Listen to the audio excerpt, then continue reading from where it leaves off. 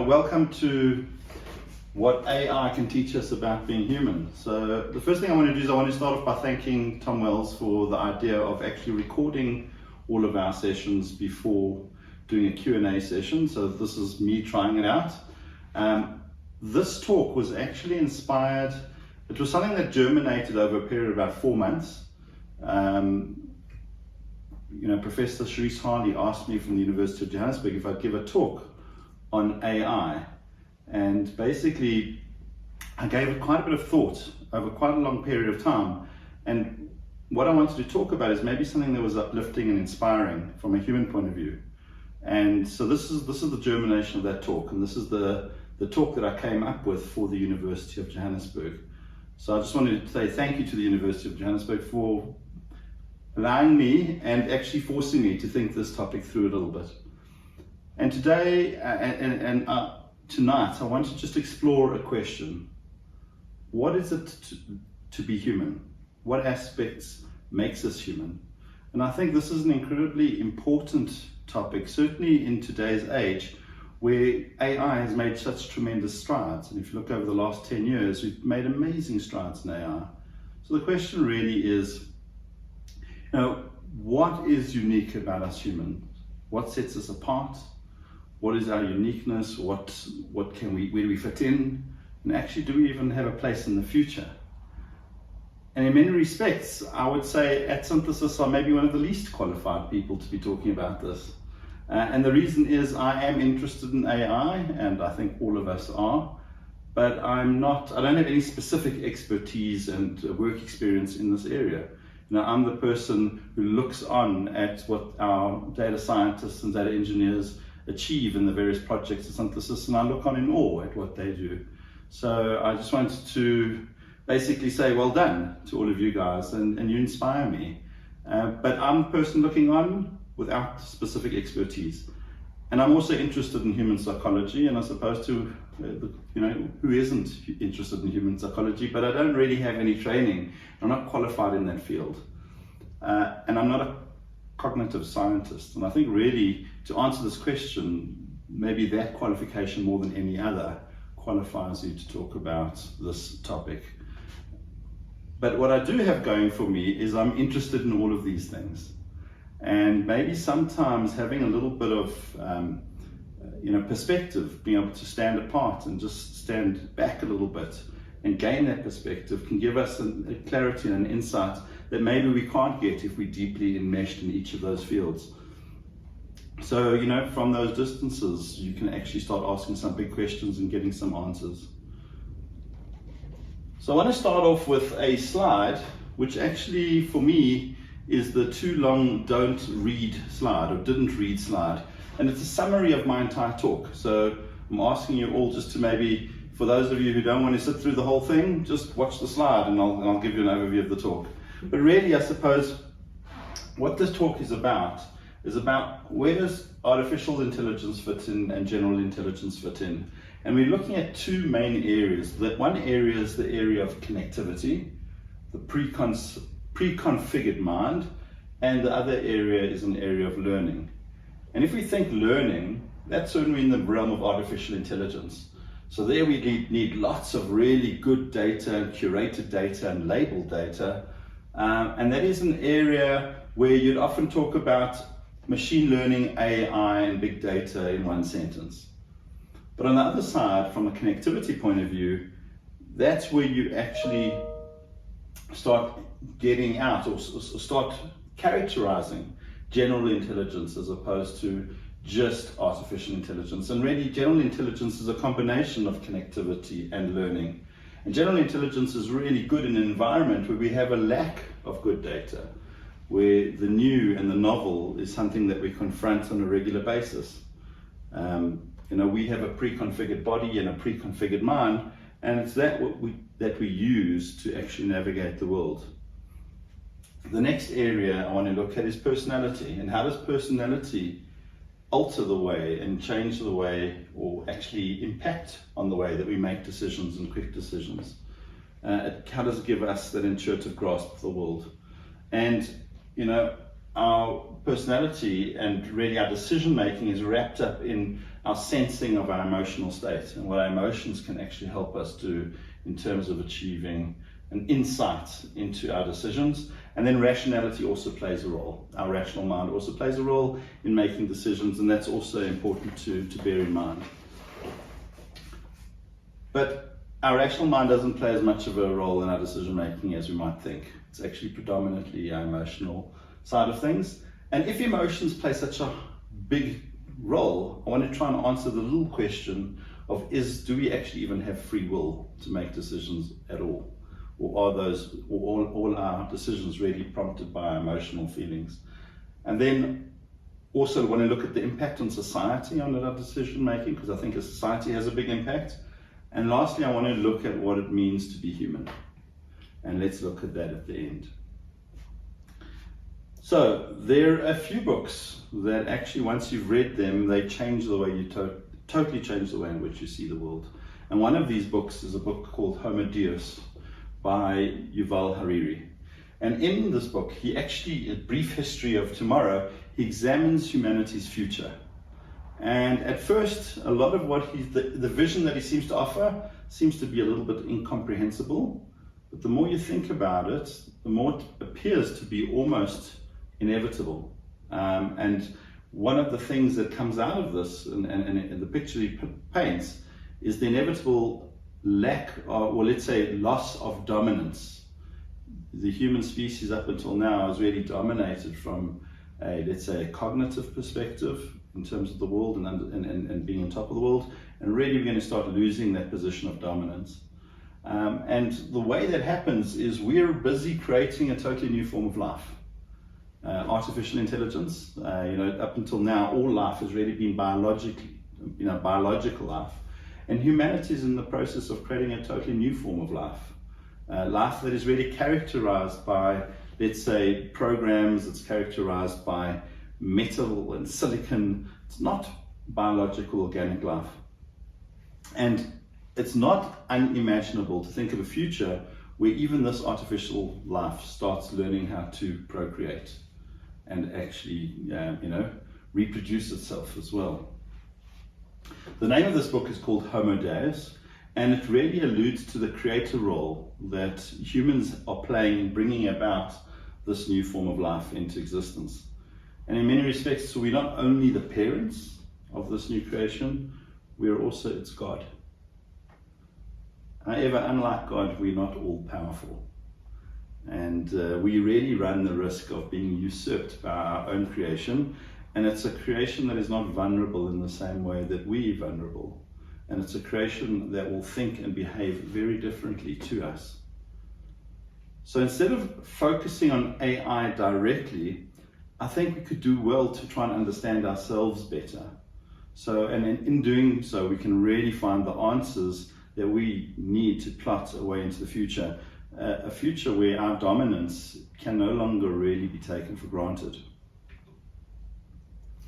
So where do I start? This is like a broad topic. Where do you start about unpacking what it is to be human? And it's really broad. This is a question that's incredibly broad. So what I decided to do is start with one of my most favorite authors, Viktor Frankl, and he gave me a great pointer. So he said, and he declared, a human being is a deciding being. So let's start giving some thought to how we go about making decisions. So I want you to think back to a recent time, where you met somebody new.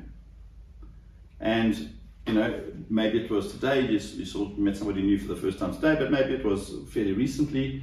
And I want you to think back to that moment. Did you get an inner sense of whether you trusted that person or not? Or did you say, better not trust that person? That's my gut feeling is telling me run a mile. And really, where did that inner sense come from? Is it something that you just knew? How long did it take you to actually formulate that opinion? Was it 5 minutes, 30 seconds, 1 second? Where did it come from? So intuition is an incredibly powerful mechanism that we all use to make snap decisions. And if we think back, we really rely on our intuition. And it often turns out our intuition is spot on. and gives us really important insights into the world around us and the people that we meet. And we tend to really need our intuition to navigate our world. However, I want to acknowledge that our intuition is not infallible.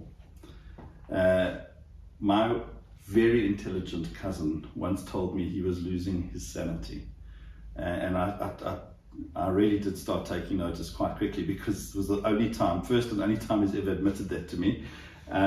And what it really was is he basically said to me that he had a recent revelation about a colleague of his that he thought he knew very well. And it turned out that he trusted her implicitly. She was like part of the finances of the business. And on reflection, when thinking back, there were lots of warning signs. He really saw these warning signs. In other words, she didn't rock up at work some days for no real reason, slurred words, flared tempers, and he chose or couldn't see these warning signs. And eventually became clear when she resorted to theft and other mechanisms to feed her addiction that her alcoholism came to the fore. So he's incredibly shaken by that experience. And the reason he was shaken is because he couldn't believe he was such a poor judge of character. How is it that he couldn't actually know this about her? But my cousin's not alone. I think we all suffer from this. Now, we're all confident that we're a great or good, at least a good judge of character. And yet we regularly misjudge others. We don't actually understand who they are. So psychologists know that we use something called projection. So when we meet somebody new, we project onto them a stereotype of somebody else from our past. And then we behave with these people as if they are that stereotype. And that behavior is what we call transference. And we need to do this. It's not something that we actually have a choice in doing, because we know we need to work with other people, and we don't have the luxury of getting to know other people intimately before actually working with them. So it's not that my cousin was insane, or certainly not more insane than the rest of us are. It's just that he made a mistake, and his mistake was that he didn't realize that he had made a guess at who that person was. And he gave that person the trust, but it was trust that was given rather than trust that was earned. And the initial, when that initial evidence started presenting itself, he should have realized, maybe let's rethink that guess I originally made, instead of just trusting his intuition as much as he did. And one way of understanding, how we actually get around this issue of not being able to fully trust our intuition is to realize that we have to actually act before we've got all the facts. We don't really have a choice. Humans are biased towards action. So we're wired with the ability to make decisions despite this ambiguity that we're presented with on a daily basis. So instead of just being paralyzed into inaction by the lack of information, we seem to just toss the dice, guess, make a decision, and move forward. So this bias is based on a fundamental truth of life, and that is that any action is better than no action at all. So I recently learned this lesson firsthand when I was asked by one of our clients to help hire a software developer for them. And after a year, I gave up, and I never give up. That's not who I am. So what happened? So in our business, I regularly hire software developers, 3-4 developers a month. So I know how to hire people, I know how to spot talent. So I tried, for over a year, I tried with our clients. I vetted dozens of CVs. I went to lots of interviews, and basically we saw some really great candidates. The problem was I was part of a broader hiring process. So at the client, we had other stakeholders who were also interested in meeting the candidates, and those stakeholders also had to actually make decisions as to whether the candidate was suitable for the role or not. And it makes sense to actually have quite a few people involved, because you've got to be cautious. It's quite let's say if you make the wrong decision, it can be very costly, certainly in terms of recruitment fees, but also in terms of if the person's wrong and you need to get rid of them, getting rid of a person from an organization is very costly. So the reason I failed wasn't actually because I wasn't seeing good candidates. it's because the process itself filtered out all of the really good candidates, because it just took so long to make a decision. And we were left with all the candidates that nobody else wanted. And that was the downside of taking so long to make a decision. So quick decisions are not only beneficial for businesses, which in this case it would have been really great if they had made quick decisions, but quick decisions can often be the difference between life and death. And just ask the slowest impala in the herd. If they've learned that lesson, I'm sure they have. Taking too long to make a decision also robs you of the ability or the opportunities that present themselves. So you really can't afford to really take so much time of making decisions. The problem is there's a downside to not making quick decisions, and the downside is that there's increased potential for really bad decision making. So you need to try and get your decision right, but you don't necessarily have all the information at hand to try and make a proper decision. So what we need to realize is something that my brother-in-law once taught me. He said there are two parts to making a decision. The first part to making a decision is you need to try and make the right decision. But after you've made the decision, you've got to make the decision right. Which basically means you need to recognize the fact that just making the decision is half the battle. The rest of the battle is how you act out and how you actually address that decision. So it might well turn out that a bad hire turns out to be a great hire when you actually provide training and mentoring, and that person can turn around. So what I want to try and understand is this ability to make quick decisions. Quick hiring decisions, quick decisions on who the person is in front of you. Where does it come from? What is the source of this ability to make these quick decisions? And I would want to actually say that this quick decision concept is actually behind general intelligence. This is what actually fuels general intelligence. And this question has really been at the heart of artificial intelligence right from the beginning. And it's really the question is how does a neural network actually become a brain to be able to unpack and think through things? So what can AI and the simulation of neural networks teach us about human intelligence and how we go about processing information? So we each have a huge number of neurons in our brain, about 86 billion neurons. And the basic question is, well, how do these connect up in order to create and produce an intelligence network? And that intelligence network is really our decision-making organ, if you want to call it that. And this is the basis of a very, very famous debate. It's called the nature versus nurture debate. And if you're actually trying to work out, well, how do we configure this network so that we sort of bake in the intelligence into our brains or into the brain? And how does this information get into the network to make it intelligent?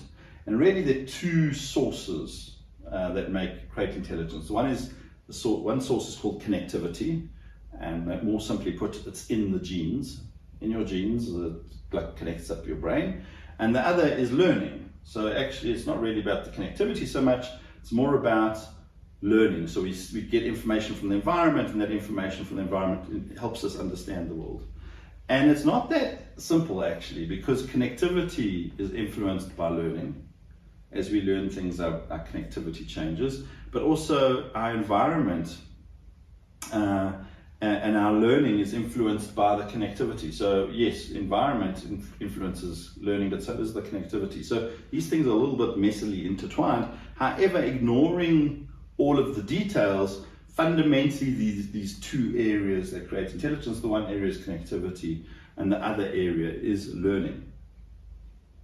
So what happened in the early days of AI is they said, actually, let's take a stab at this. We're going to make sure that connectivity is of minimal importance, and let's assume everything's about learning. It's all about learning. And that was one of the solutions, and the way you do that is the connectivity is you just make random connectivity. You just start off with these random connections, and then learning actually helps, let's say, strengthen certain areas of the neural networks and weaken other areas. So that was really the beginning. And actually most of the AI that we have today actually uses this approach.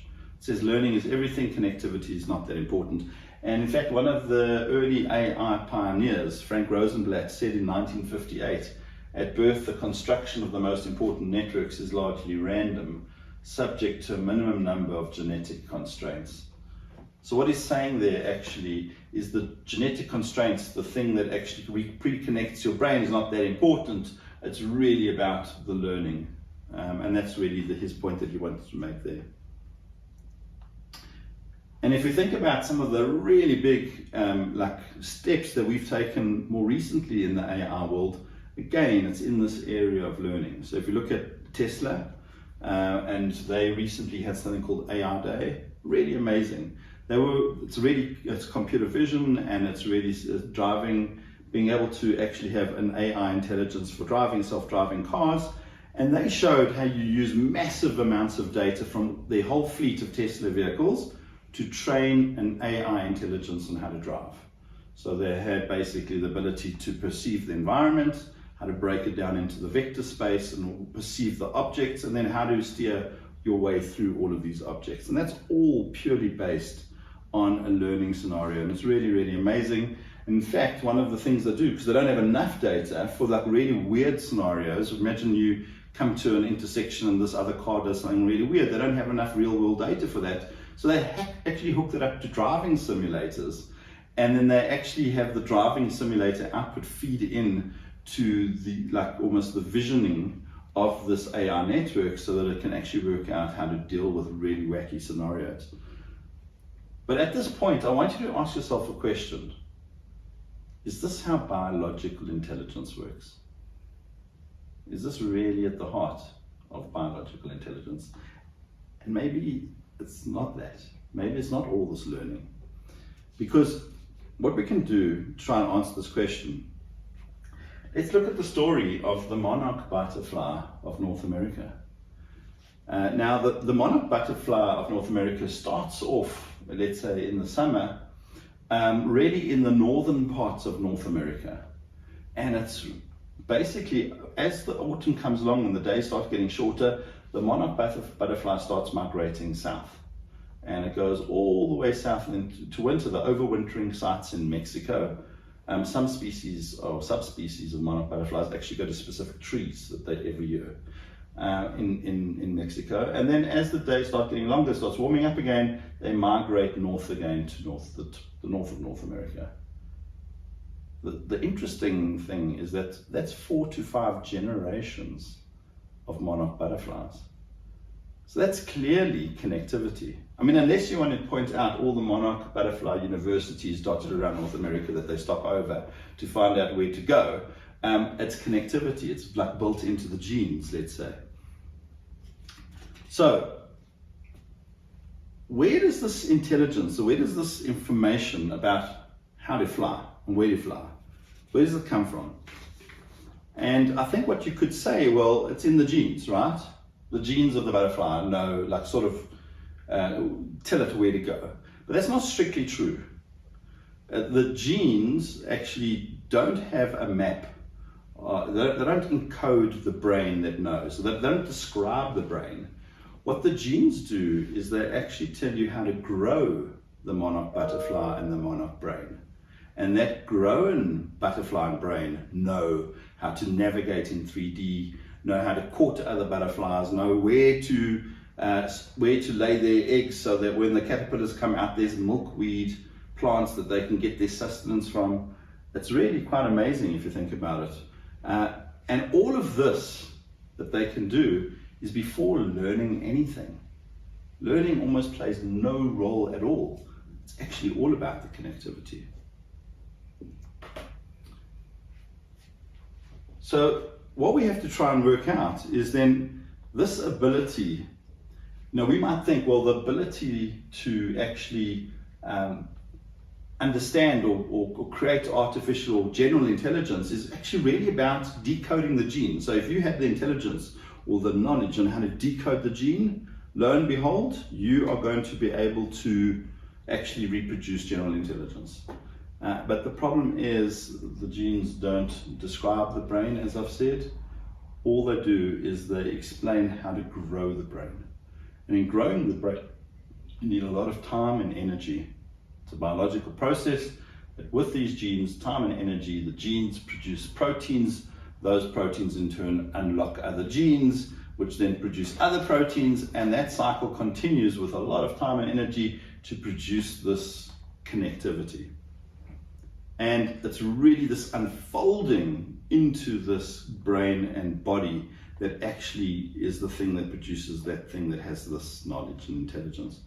So the other thing to realize is this process, or this feedback of improving the connectivity, takes place over billions of years.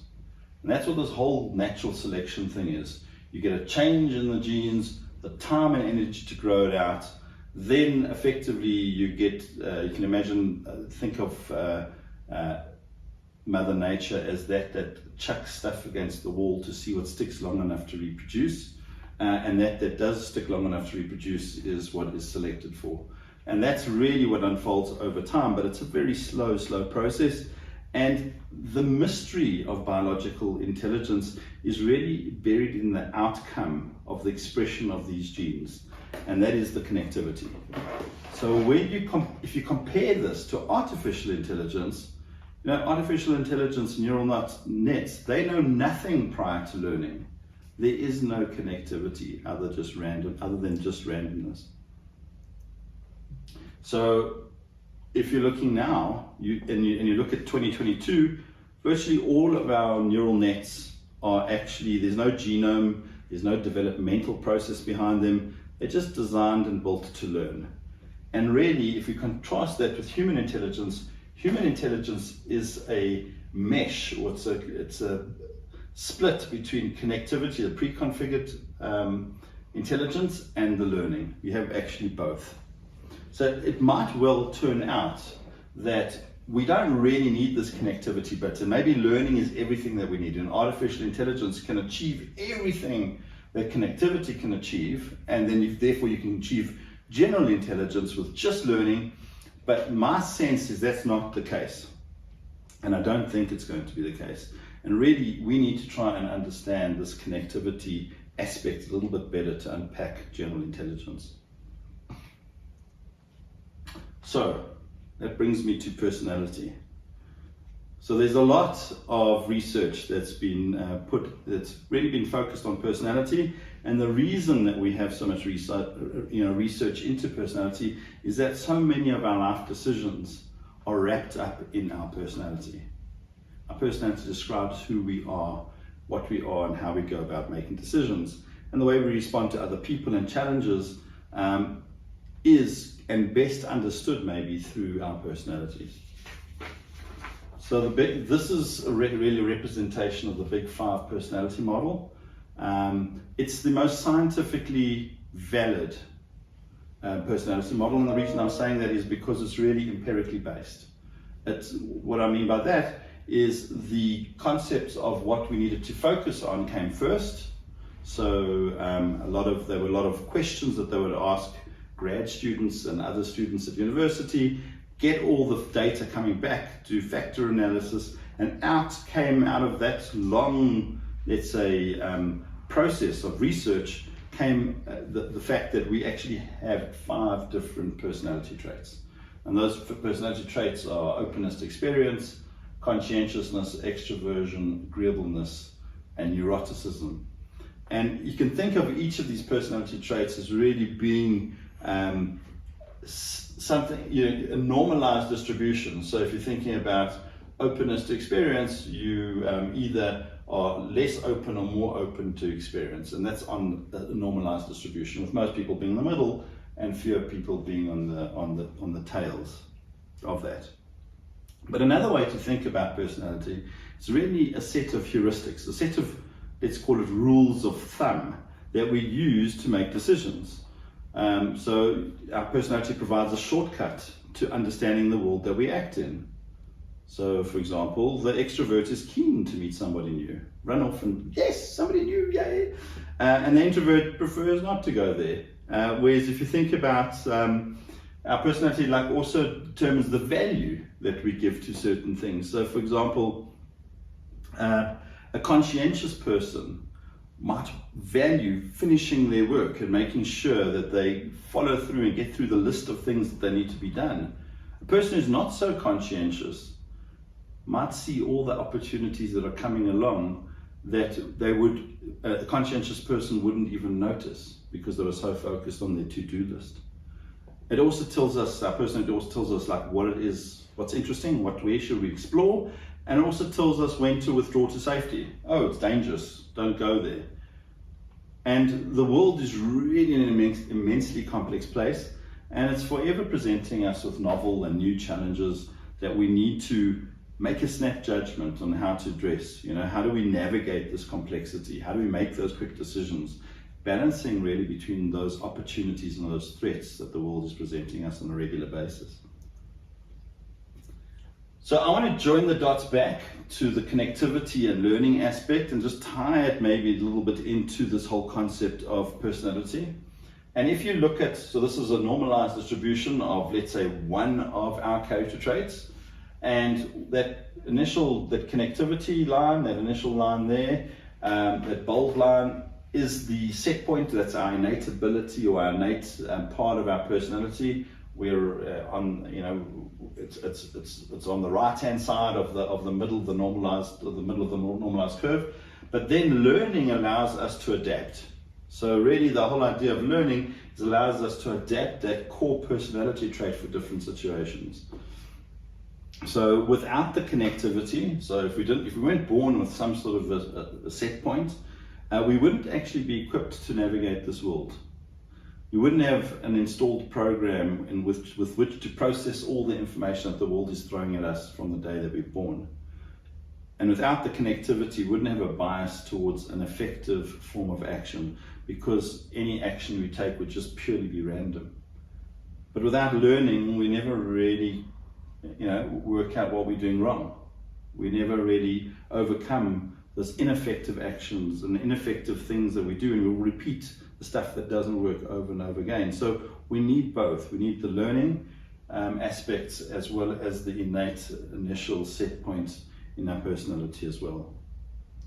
But I want to just bring this concept of personality back to yourselves. And I want you to think about what role did personality play in how you decided what to learn. Like, how did you know, well, I want to become a computer scientist or an engineer, whatever the story is, or a doctor. How did you get to be studying what you're studying? And let's take a moment to reflect about that. So could it be that maybe what happened was you didn't know what to study, so you put up a dartboard, threw a dart, and the dart pierced, psychology, BA psychology, and that's why you did BA psychology. So that's hardly something that's going to happen, and I don't think anyone actually chooses their subjects that way. Another way could be, well, your parents have decided that's what my boy is going to study.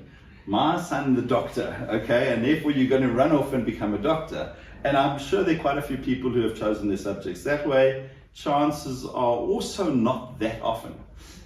More often than not, it's actually driven from an internal interest. It's something deeply buried within you, and it's some sort of magnetic attraction that you have to the course material.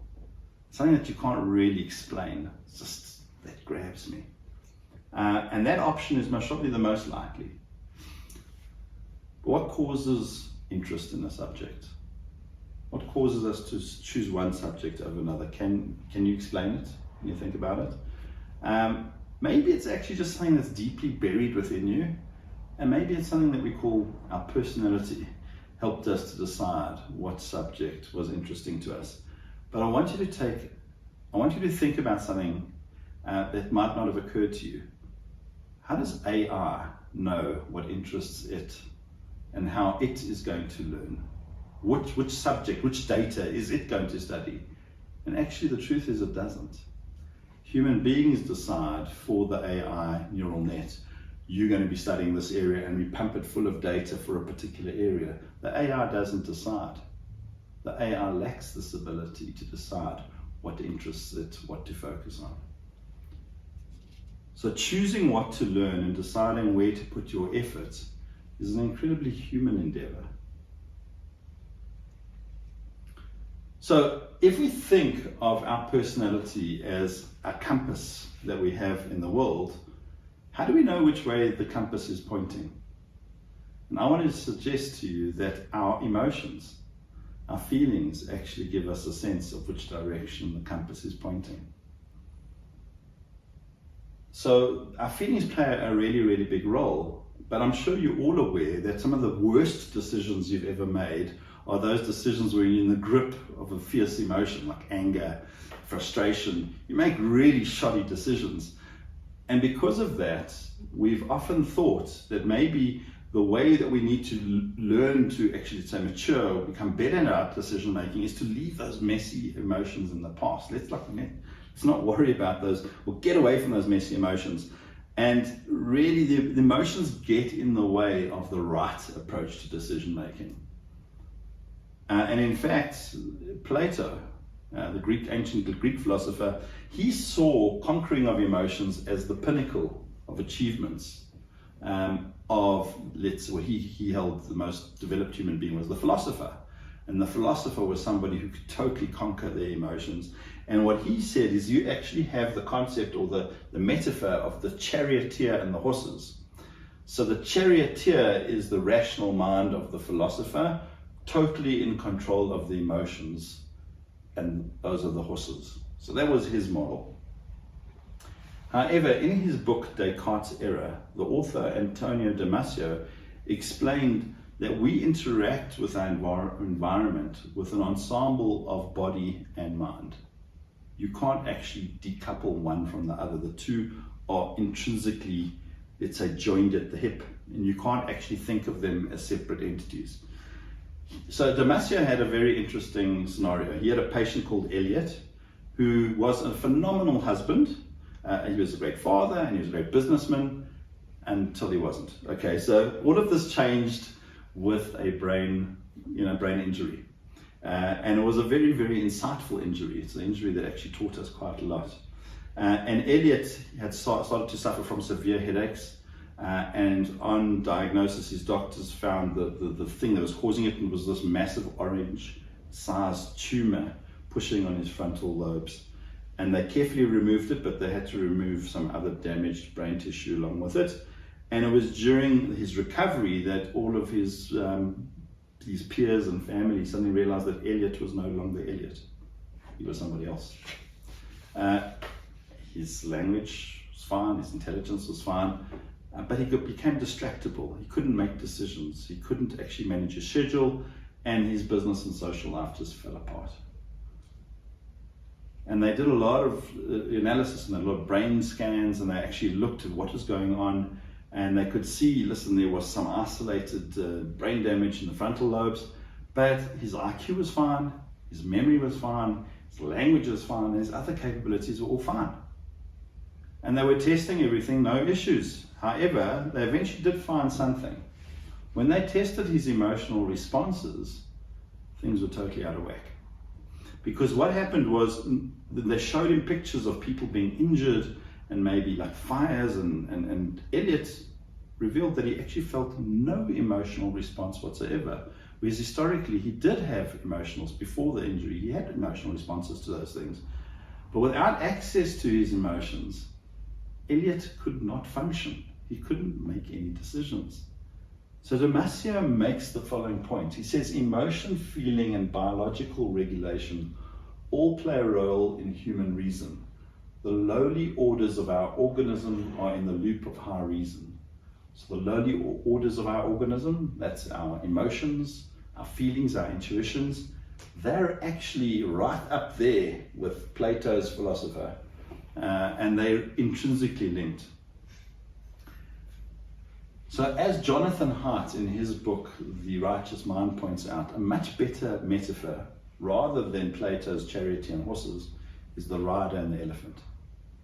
And if you think about it, the elephant, that's the part of the mind that actually is the emotions, the feelings, and our intuitions. And the rider is really our rational mind. And the rider actually thinks he's in control, but the elephant just does what the elephant wants to do. And so really the role of the rider then is to be the press secretary for the elephant, ooh, the reason the elephant knocked down that tree was because, but it doesn't, not the other way around. It's not the rational mind didn't tell the elephant what to do, it did what it did, and the rational mind's trying to play catch up. And that is actually the metaphor that Jonathan Haidt uses. And it's quite an interesting metaphor, and it just puts the focus on our decision making really squarely on our emotions rather than our rational mind.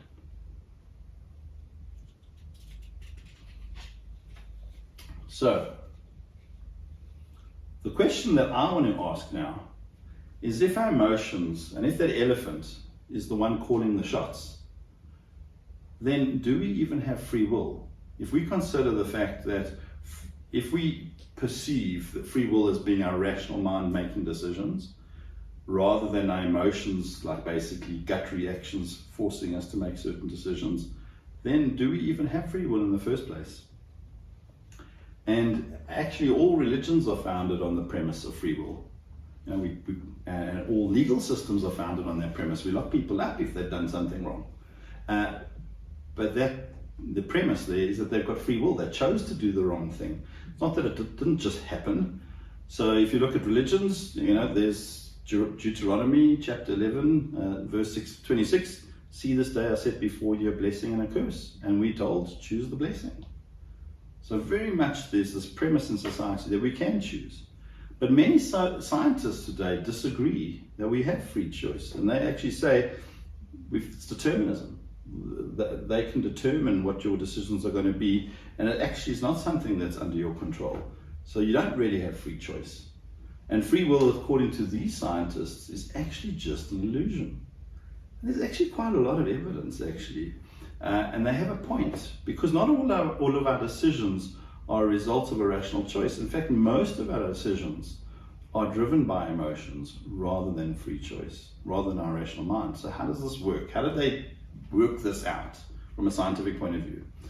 Well, when you're faced with a choice, it's as if the part of the mind that has determined what action you're going to take lights up before the other part of the mind that realizes what that decision is, before that decision becomes conscious.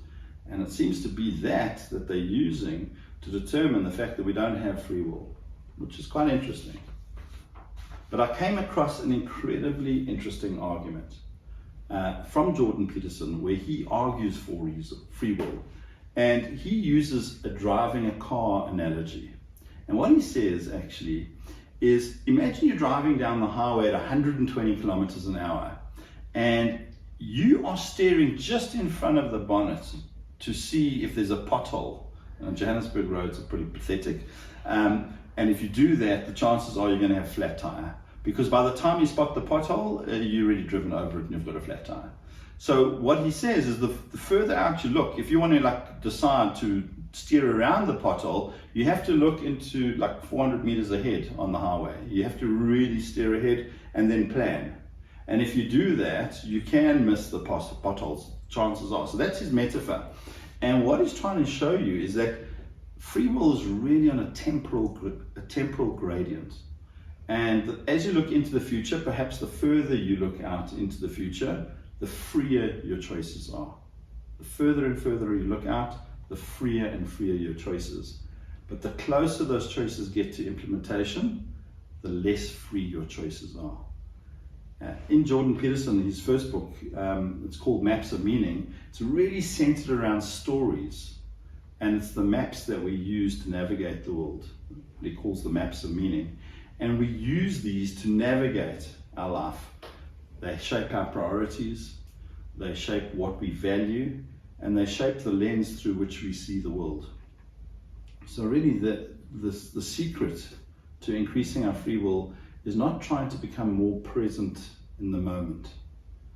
It's to actually look forward and understand how we actually shape the way we see the world. Look further and further forward. That's how we actually increase our free will. So it's rather aspiring to create the world that we desire, dreaming about what it is we're trying to achieve in the future. That is what is going to allow us to tap into free will, rather than trying to become more present and trying to become very rational about every decision that we make. Because I think it's not going to work. It's a deception. And it's those dreams and aspirations that actually orient us in the world and actually ultimately steer us in a certain direction. But I want to look also at the role of society, because up until now I've been talking about an individual human being and what actually allows us to make decisions. And maybe that's only part of the story, maybe only one part in about 7 billion. And it's a much broader story we have to look at here. And that is that human intelligence is better described by looking at a broader society. And we need to acknowledge how our individual decisions are shaped by our parents and the society that we're living in and our educational system, etc. Even from an evolutionary perspective, we have survived because our societies, our tribes have survived, not necessarily because individuals have survived. We're really one member in a much larger family. And our ability to work together flexibly in large groups and coordinate our efforts to support each other is ultimately what makes us human and sets us apart from all the other creatures on our planet. And our decision making, if you think about it, our decision making is profoundly influenced by our values and norms of society that we're living in. It's influenced by how we perceive others will see our actions and how they will judge those actions. It's impacted by the books we read, and it's impacted by the stories that we either choose to believe or just believe based on that society. And some of these stories can be really, really, let's say, deeply baked in, like the story of money. We all sort of believe that story of money, that these little notes actually have value, or that we're living in a country. These are all stories that we believe, and we act accordingly, and they actually shape how we act. So when we think about human intelligence, we have to consider the emergence of intelligence and wisdom that percolates up from the crowd rather than just the individual. And it's not just the crowd that we're surrounded with today, but it's also the crowd of the past. The collective inheritance that we've gotten from our ancestors, from our parents, schools, societies, and books. And let's contrast this with AI. So how would AI look within this? So imagine you have a whole family, a society of AI machines. And what we have to do is all of those AI machines have to influence each other. And you almost need to take all these decisions that they come up with and vote which one's the best decision. And doing all of that, pulling that all together, maybe you're going to approximate something like human intelligence. But even that, you can see, is actually not an easy thing to accomplish. So I want to leave you with some thoughts of what it means to be human. To be human is to act in and be acted upon by the world, both the inner world of our emotional states, but also the broader environment that we inhabit. To be human is to be vulnerable. It means that we have to take risks that often will have a catastrophic impact on our life. And it's something to consider. And to be human is to discover what inspires and holds our attention and interest, and then to explore and grow and see where that takes us. Unlike artificial intelligence, you pilot your own ship. You decide where you're going to go. You look to the horizon and work out, I want to sail in that direction. AI doesn't do that. And it requires you to really own that direction in which you're sailing. And it basically means that you have to then invest huge amounts of life and trying to tap into that potential that you have. And you're only going to be able to attain part of that potential. You're not going to be able to attain all of it. You also need to recognize that you're the unlikely product of countless generations that were not only lucky, but made enough good decisions for you to happen to be here today. Every single one of your ancestors made great decisions and survived, and that's why you're here. And that's quite something, actually. So to be human is to trust our intuition born of this collective legacy. And it's a legacy of our ancestors encoded into our genes, stretching way back to the dawn of life itself. And to be human is also to nurture and to inspire others to attain their potential, It means that you have to pour time and energy into relationships, and these are relationships that form the basis of families, friends, colleagues, companies, and countries. It also means you need to come to terms with the disappointment and sadness and frustration of failed relationships, so that you can tap into those few truly great relationships that can raise you up higher than you could ever achieve alone. And to be human also means that we possess godlike powers to create a totally new form of intelligent life. Now, we're living at a point in time in our universe, maybe the only point that we've ever in the entire universe's history, where biological life is creating a new form of inorganic, non-biological life, and we're creating it in our image. This is something that might never have ever occurred before. And in many respects, this new child of ours has huge potential, and its potential to overshadow us. So ultimately, to be human is also to make decisions when you don't have all the facts. We have to decide, will this AI child of ours accompany us on our journey into the future? And we have to decide, despite knowing that our decision making is driven by emotions rather than rational thinking. And we have to decide if we're going to trust our intuition when our intuition might not be up to the task. This is not something that we've faced before. And we have to decide if the risk is worth the reward, because we risk so much. So to be human is to decide. And then you have to step up and take responsibility for that decision and everything that unfolds afterwards. So if to be human is to decide, then giving up on the ability to decide is actually to give up on our very humanity itself. Social media that creates bubbles of same thinking and that reinforces one unchallenged narrative diminishes us by not forcing us to think through what we know to be true. No, we need to be challenged, and we need to actually say, well, maybe that's not true. Social media also attempts to fight misinformation by pushing only approved narratives, and we've seen that through COVID as well, where the masks are good, and that's the approved narrative. No, masks are bad, that's the approved narrative. So that dumbs down something that is really, really complex, and it dumbs it down into unidimensional and simplistic caricatures that lose its depth and nuance. And reality is not simple. Reality is really complex. And good decisions need to take into account all of this complexity. And then the other thing I want to acknowledge is that there's this trend where we start relying more and more on machines to make decisions for us. We need to become aware of those algorithms and trends that rob us of our ability to make decisions. My wish is that everybody, at Synthesis, everybody that we interact with, embrace our ability to make the hard decisions and to take ultimate responsibility for these decisions. This is what it means to shoulder the burden of our inheritance. And lastly, to be human is to dream. In one of the most iconic speeches of all time, Reverend Martin Luther King, he declared, "I have a dream that people will not be judged by the color of their skin, but by the content of their character." And this dream was shared not more than 60 years ago, and it resonated with people across the globe.